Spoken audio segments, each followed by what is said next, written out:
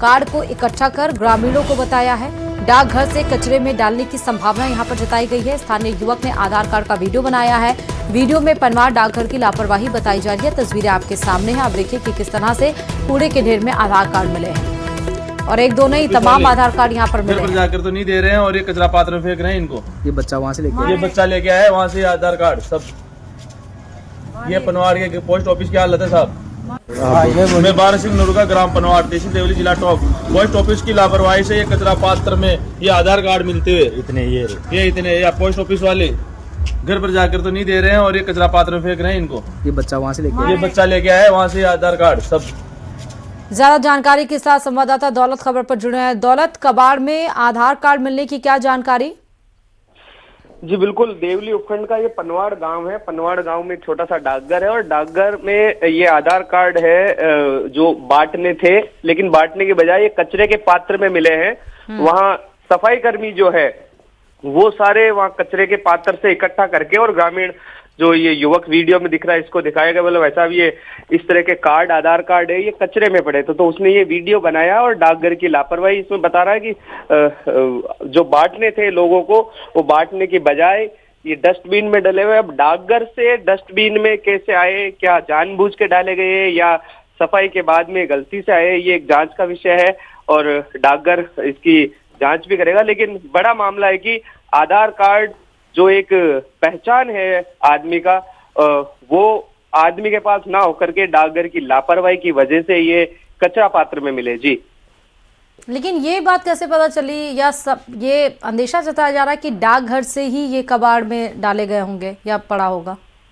देखिए, वहाँ एक छोटा सा डाकघर है और इतने मात्रा में, जिस तरह से ये 50 के करीब एक बंडल के तौर पे है, तो स्वाभाविक है कि किसी आदमी के पास और उस छोटे से गांव में ये कहां से आ सकते हैं। तो ये आशंका और ये सही भी है कि डाकघर पास में, तो ये डाकघर से लोगों को बांटने थे। आधार कार्ड जो है, ऐसी जानकारी भी आ रही कि ये सभी स्थानीय लोगों के है, तो ऐसे में उनको बांटने थे और बांटने की बजाय ये कचरा पात्र में डाल दिए गए। जी ठीक है दौलत, बहुत शुक्रिया। और चलिए जयपुर से बड़ी खबर है। मुख्यमंत्री भजनलाल शर्मा रिव्यू बैठक आज लेंगे। चिकित्सा विभाग की रिव्यू बैठक आज होगी दोपहर 3 बजे। सीएम आवास पर ही होगी। चिकित्सा विभाग से संबंधित योजनाओं की समीक्षा की जाएगी। तो आज सुबह 11 बजे जब 125वां मन की बात पीएम संबोधित करेंगे, तो उस समय अपने निवास पर ही कार्यकर्ताओं के साथ सीएम उसको सुनेंगे मन की बात को। 125वां साल का आखिरी जो मन की बात है, और उसके बाद सुबह 11 बजे बताया जा रहा है कि अपने ही निवास पर समीक्षा बैठक करेंगे सीएम। रिव्यू बैठक लेंगे चिकित्सा विभाग की दोपहर 3 बजे, माफ करेगा 11 बजे नहीं 3 बजे। ये फिर उसके बाद अपने ही आवास पर रिव्यू बैठक चिकित्सा विभाग की होगी, जिसमें चिकित्सा विभाग से जुड़े तमाम योजनाओं की समीक्षा की जाएगी।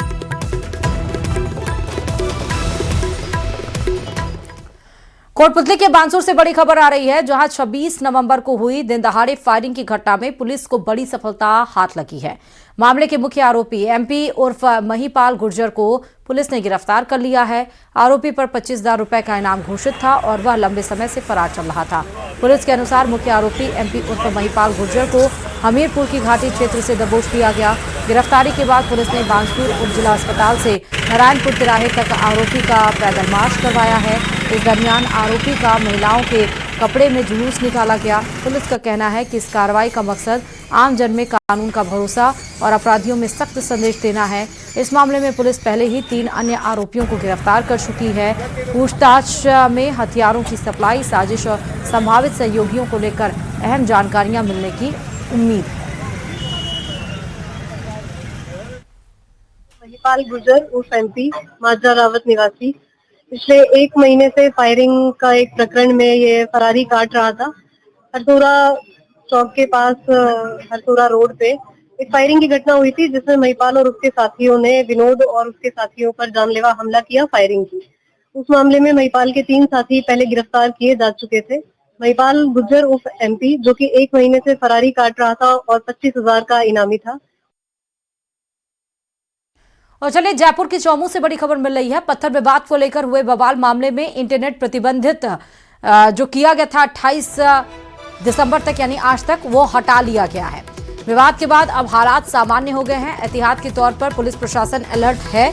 भ्रामक और भड़काऊ पोस्ट पर पुलिस की पैनी नजर अभी भी बनी हुई है।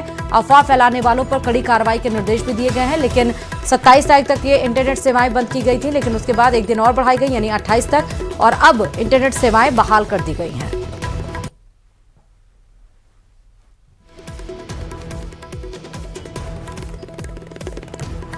तो तस्वीरें 26 दिसंबर सुबह 3 बजे की हैं, जब पत्थरबाजी यहां पर होने लगी थी, जिसमें 6 पुलिसकर्मी घायल हो गए थे। स्थिति तनावपूर्ण हो गई थी। फिर 26 तारीख की सुबह जैसे जैसे दिन खिलता गया, उसके बाद से आपको बताएं कि पुलिस ने शांति मार्च भी निकाला था। भारी पुलिस जाब्ता पूरे क्षेत्र में तैनात किया गया था। पूरे क्षेत्र को छावनी में तब्दील कर दिया गया था। 2 दिन के लिए इंटरनेट सेवाएं बंद कर दी गई थी और अभी यह खबर हम आपको बता रहे हैं कि अब इंटरनेट सेवाएं बहाल कर दी गई हैं। लेकिन पुलिस ने सख्त निर्देश दिए हैं कि जो भी अफवाह फैलाएगा या कोई भी भड़काऊ बयानबाजी करेगा, भड़काऊ कोई स्टेटमेंट देगा, तो उसके ऊपर सख्त कार्रवाई की जाएगी। फिलहाल एहतियातन के तौर पर अभी भी पुलिस क्षेत्र में अलर्ट है। पुलिस का जाब्ता मौजूद है, लेकिन अब स्थिति वहां पर तनावपूर्ण नहीं है। स्थिति काबू में है, शांति है मौके पर।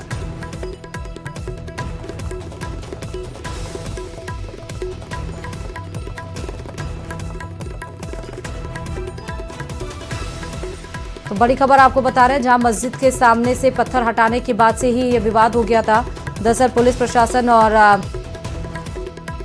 मुस्लिम प्रतिनिधि के बीच बातचीत हुई थी। सहमति बनने के बाद ही यहां पर मस्जिद के बाहर से पत्थर हटाए गए थे। पत्थर हटाया गया तब तक तो सब कुछ सही था 25 तारीख को, लेकिन सुबह 26 तारीख को 3 बजे विवाद यहां पर होने लगा। ज्यादा जानकारी के साथ संवाददाता हीरा लाल इस खबर पर जुड़े।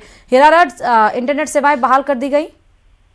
जी देखिए, 2 दिन पहले चोमू कस्बे में मस्जिद के बाहर जो रेलिंग लगाने की बात को जो बवाल हुआ था, उसके बाद जो चोमू में तनावपूर्ण स्थिति हो गई थी और पुलिस की तैनातगी करनी पड़ी थी और 2 दिन तक यहाँ पर काफी तनावपूर्ण माहौल रहा। उसके बाद गिरफ्तारियां हुई, पुलिस को फ्लैग मार्च करना पड़ा और अब जाके जो इंटरनेट है जो बंद किया गया था उसकी बहाली कर दी गई है। इंटरनेट की सुविधाएं हैं जो चालू कर दी गई हैं। लोगों ने शांति माहौल होने के बाद है जो अब राहत की सांस ली है। बाजार है जो रोजमर्रा की तरह खुल चुके हैं। बाजारों में चहल पहल देखी जा रही है। लोगों में अब उम्मीद है कि अब है जो यहाँ पे शांति जो कायम हुई है वो आगे लगातार है जो शांति कायम बरकरार रहेगी। फिलहाल है, लेकिन एहतियात के तौर पे जो पुलिस की कंपनियां हैं, 2 एसटीएफ की कंपनियां हैं, पुलिस के आला अधिकारी हैं, वो लगातार यहाँ पे तैनातगी उनकी की गई है और जो पुलिस के अधिकारी है कैंप करके लगातार पूरे माहौल पर निगरानी लगातार बनाए हुए हैं। ठीक है, बहुत शुक्रिया हीरा लाल तमाम जानकारी देने के लिए। तो अब इंटरनेट सेवाएं जो बंद की गई थी उसको बहाल कर दिया गया है, लेकिन अभी भी क्षेत्र में पुलिस जाब्ता मौजूद है। मौके पर पुलिस अलर्ट है और सख्त निर्देश दिए गए हैं कि कोई भी अगर माहौल को खराब करने की कोशिश करेगा या कोई भी भड़काऊ बयानबाजी करेगा, कोई भी गलत बयानबाजी करेगा, तो उसके खिलाफ सख्त कार्रवाई की जाएगी।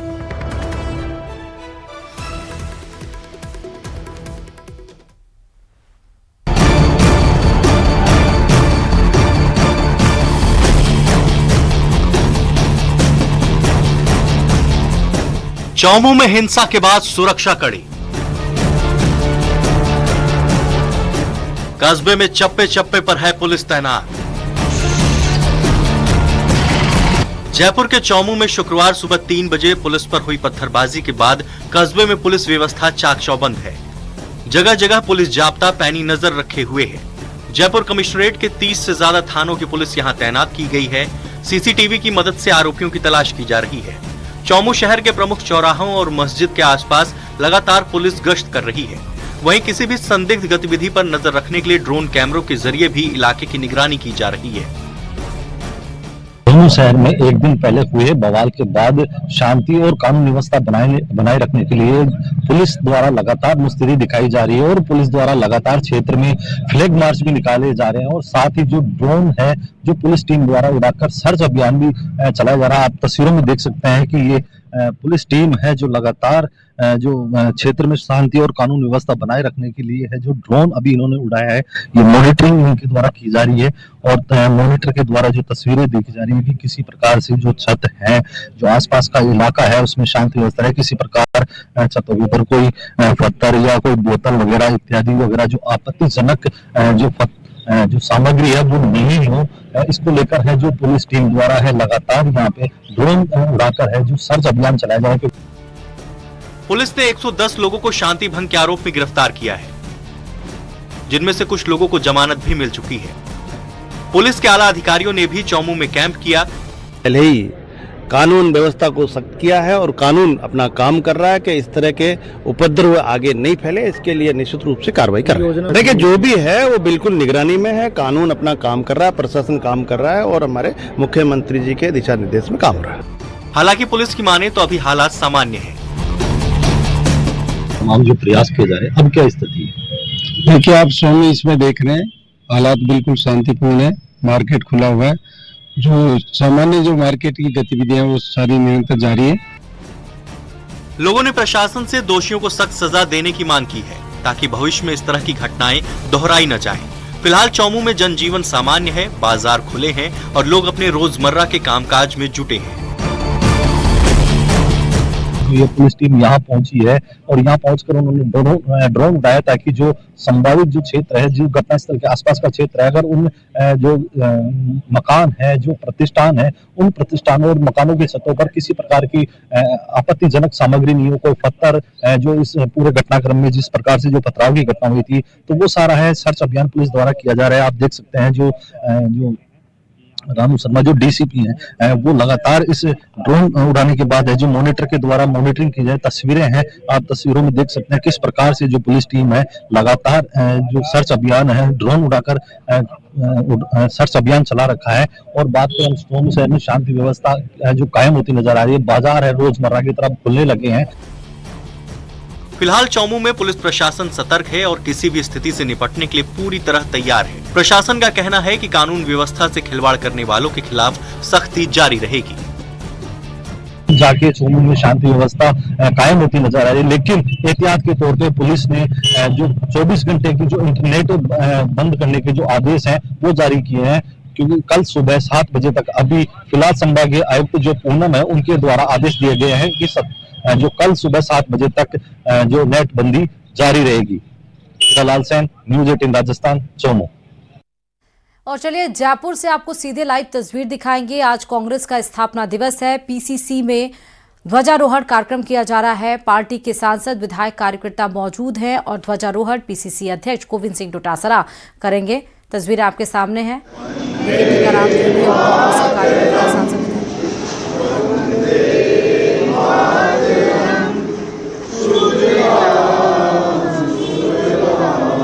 अभी देखिए कि नेशनल एंथम हो रहा है, उसके बाद से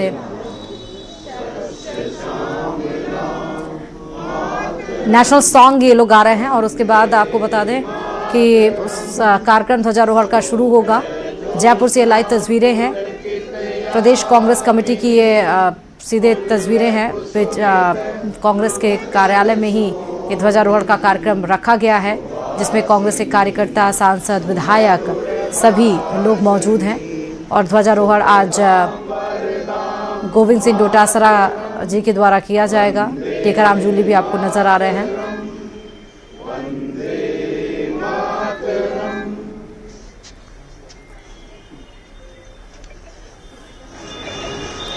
नेशनल सॉन्ग गाने के बाद आप देखिए यहाँ पे ध्वजारोहण भी किया गया गोविंद सिंह डोटासरा के द्वारा। सीधे तस्वीरें हम आपको जयपुर से दिखा रहे हैं ये। और ना सिर्फ ये आज प्रदेश में, राजस्थान में, बल्कि देश में हर जगह आज ध्वजारोहण का कार्यक्रम रखा गया है। सदा शक्ति सरसाने वाला, प्रेम सुधा बरसाने वाला, वीरों को हर्षाने वाला, तब भूमि का तन मन सारा झंडा ऊंचा रहे हमारा, शान इसकी जाने वाली, चाहे राज भले जयपुर से ये लाइव तस्वीरें हैं। आज कांग्रेस के स्थापना दिवस है और इसी उपलक्ष्य में ही ये ध्वजारोहण का कार्यक्रम रखा गया है। लाइव तस्वीरें इस समय आप देख रहे हैं। कांग्रेस का स्थापना दिवस है आज।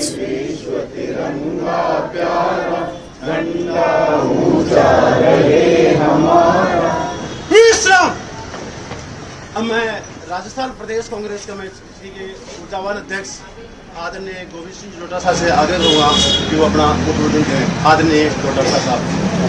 मैं इस कांग्रेस स्थापना दिवस के ऊपर सभी को बधाई और हार्दिक शुभकामनाएं देना चाहता हूं। मेरा आग्रह रहेगा कि हम सभी हॉल में बैठ कर के इसके बारे में अपनी अपनी बात रखेंगे तो और ज़्यादा बेहतर रहेगा। मैं आप सबसे आग्रह करता हूं कि अंदर हॉल के अंदर अपन चलें और फिर उसके बाद में हम स्थापना दिवस के ऊपर हमारे विचार व्यक्त करें। हमारे डॉक्टर सीपी जोशी जी भी आए हुए हैं, नेता प्रतिपक्ष भी आए हुए हैं, काफ़ी सीनियर लोग यहाँ पर हैं। तो मेरा सबसे रिक्वेस्ट रहेगी कि इस दिवस के ऊपर हम लोग अंदर बैठ कर के चर्चा करेंगे। मीडिया के बंधुओं से भी हमारा आग्रह है कि आप भी पधारें। सबको स्वागत है प्रदेश कांग्रेस कमेटी। तो आप ये जयपुर से लाइव तस्वीरें देख रहे थे।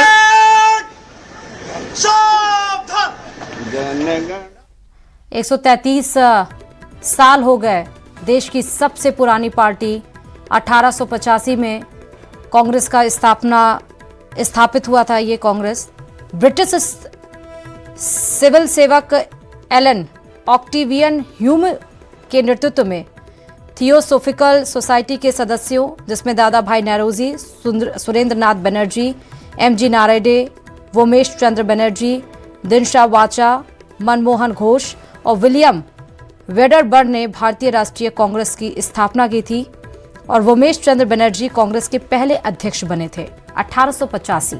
आज 133 साल हो गए देश की सबसे पुरानी पार्टी और आज इसीलिए न सिर्फ राजस्थान, पूरे देश में ध्वजारोहण का कार्यक्रम रखा गया है। राजस्थान की हम आपको तस्वीरें दिखा रहे हैं, जयपुर से लाइव तस्वीरें। पीसीसी अध्यक्ष गोविंद सिंह डोटासरा जी ने ध्वजारोहण किया है और आगे भी कार्यक्रम विस्तार दे रहा है।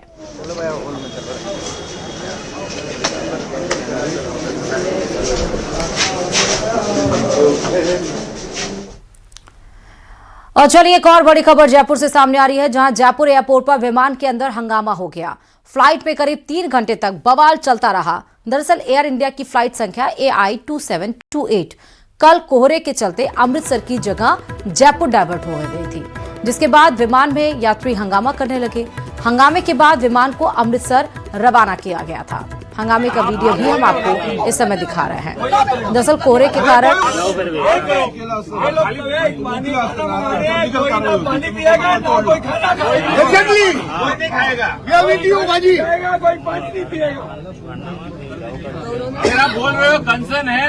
तो मुंबई से ये फ्लाइट एयर इंडिया की AI 2728 उड़ान भरी थी, लेकिन कोहरा होने के कारण अमृतसर इसको जाना था, मुंबई टू अमृतसर, लेकिन कोहरे होने के कारण यानी कि मौसम खराब होने के कारण फ्लाइट को जयपुर के लिए डाइवर्ट कर दिया गया, क्योंकि वो ज्यादा पास थे। और जैसे ही डाइवर्ट किया गया 3 घंटे के अंदर आप देखिए कि किस तरह से यहाँ पर पैसेंजर्स ने, यात्रियों ने बवाल किया। उन्होंने कहा ना कोई खाना खाएगा, ना कोई पानी पिएगा। ये वीडियो अब सामने आया है, ये कल का वीडियो है। कल जब मौसम खराब होने की वजह से मुंबई से आ रही एयर इंडिया की फ्लाइट AI 2728 को जयपुर डाइवर्ट किया गया और उसके बाद फिर 3 घंटे बवाल होने के बाद फिर जयपुर ना होकर इसको अमृतसर ही रोका गया। बीकानेर से शिक्षा विभाग से जुड़ी बड़ी खबर आ रही है। कर्मचारियों में मारपीट मामले में एक्शन हुआ है। एक कर्मचारी निलंबित कर दिया गया है, दूसरा APO किया गया है। शिक्षा निदेशालय में 24 दिसंबर को मारपीट हुई थी, जिसमें ये बड़ा एक्शन शिक्षा निदेशक सीताराम जाट ने मामले पर गंभीरता दिखाई है। सहायक प्रशासनिक अधिकारी सिद्धार्थ रुड़वा को निलंबित कर श्री गंगानगर भेजा गया है। वहीं अतिरिक्त प्रशासनिक अधिकारी नवरतन जोशी APO कर इनका मुख्यालय चूरू किया गया है। विभाग में शिकायत के साथ बीचवाल थाने तक ये मामला पहुंचा था। तो मारपीट, कर्मचारियों में मारपीट मामले में एक्शन, एक कर्मचारी तो निलंबित हुआ है और दूसरा APO किया गया है। 24 दिसंबर को शिक्षा निदेशालय में मारपीट हुई थी।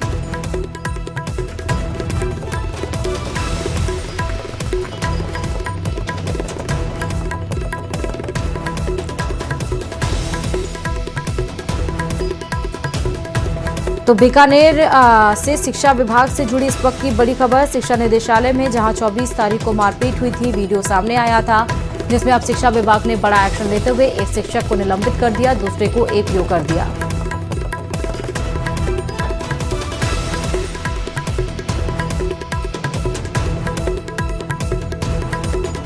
शिक्षा निदेशक सीताराम ने मामले पर गंभीरता दिखाते हुए एक्शन लिया गया। विभाग में शिकायत के बाद ये मामला थाने तक पहुंचा था और एक्शन लेते हुए 2 शिक्षकों के ऊपर गाज गिरी, एक को एपीओ किया गया है, दूसरे को निलंबित किया गया है। 24 दिसंबर को शिक्षा निदेशालय में कर्मचारियों के बीच मारपीट हुई। प्रदेश में एम्बुलेंस सेवा से जुड़ी बड़ी खबर सामने आ रही है। 108 और 104 एम्बुलेंस आज सेवाएं रात 12 बजे से थम जाएंगी। नए टेंडर में वेतन कम देने और वर्किंग आवर्स 8 के बजाय 12 घंटे के विरोध में कर्मचारियों की यूनियन ने सेवाएं बंद करने का ऐलान किया है। प्रदेश में 1600 से ज्यादा एम्बुलेंस का संचालन हो रहा है।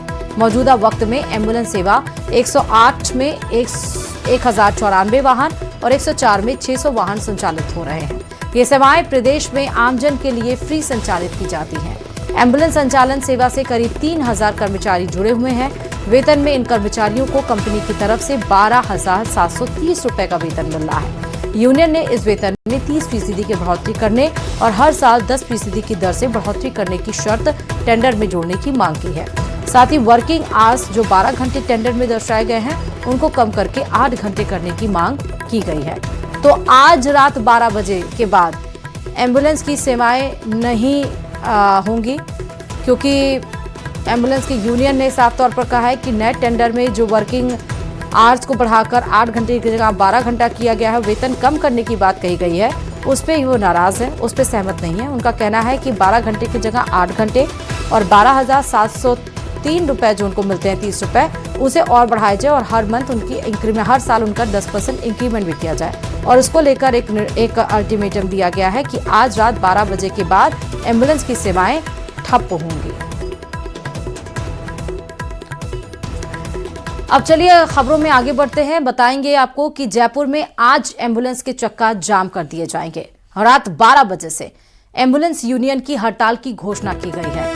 108 और 104 एम्बुलेंस सेवा रात 12 बजे से हड़ताल पर होंगे। वेतन बढ़ोतरी और 8 घंटे कार्य समय की मांग। 12 घंटे ड्यूटी को श्रम कानून का उल्लंघन बताया गया है। हड़ताल से मरीजों को भारी परेशानी हो सकती है।